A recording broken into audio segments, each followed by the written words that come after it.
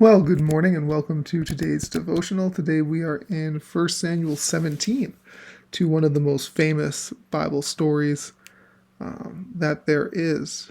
Here we get to meet Goliath.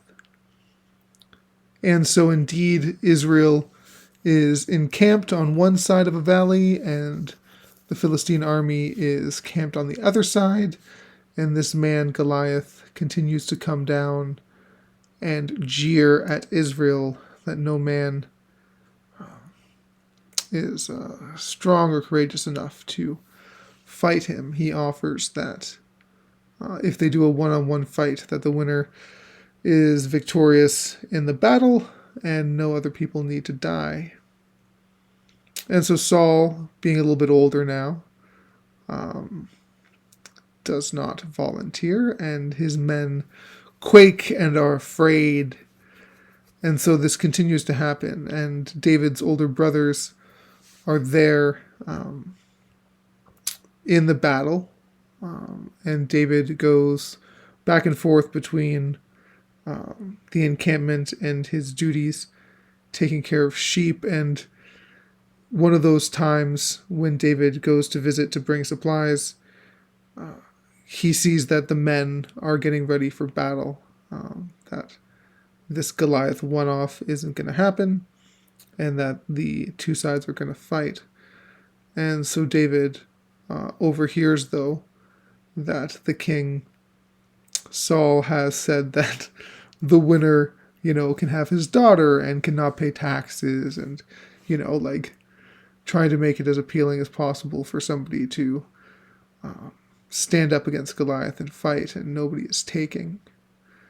And so David is very curious and keeps going on, and his brothers chastise him for him being there at all and for him looking more into it. And so it gets back to Saul that David is indeed curious. And so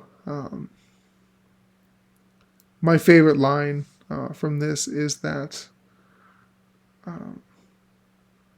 David really asks, who is this man that he should defy the armies of God? And anybody would reply, he's a big man, he's a strong man, he's a warrior man.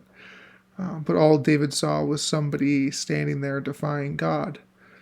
When asked about why he was confident, he said that he had fought lions and bears. One thing to take note is that not only did he feel confident because he defeated lions and bears, but there's a line 37 where the Lord rescued him from the paw of the lion and the paw of the bear, and will rescue him from the hand of the Philistine. And so he didn't just think that he was prepared and that he was strong enough and that he was skilled enough, but he had not only been those things, but he also had seen how many times God had saved him. And so he wasn't planning on just going with his skill set, with his training, but he was planning on going there with the Lord as well. And so he does. And Goliath jeers him, and Goliath mocks him, and Goliath asks, am I a dog that you would come at me with a stick? And David does indeed defeat him without a sword and beheads him, and there is this great battle that is now won. And the Philistines run away, and Israel chases and wins. And David, becomes quickly well known to Saul. It was not obvious for Saul to allow somebody like David to fight. The cost of him losing would be great. But it was also clear that there were no other options, that no one else had the confidence and faith to go. And so now, after Samuel has anointed David and Saul is carrying out his days as king, we again see, in a very organic, spirit-led way, David being prepared and chosen and raised up to do what needs done, to be the leader, to be victorious.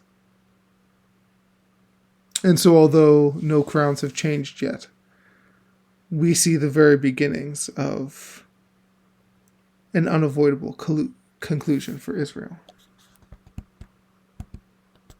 And so I pray for you today that you would have the confidence to remember prior victories and how the Lord has prepared you and trained you.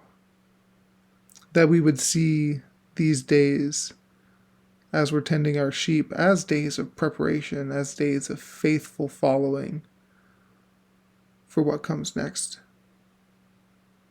So that when those days do come, we are not scared or shaking, but full of faith from what has happened before and what is about to happen.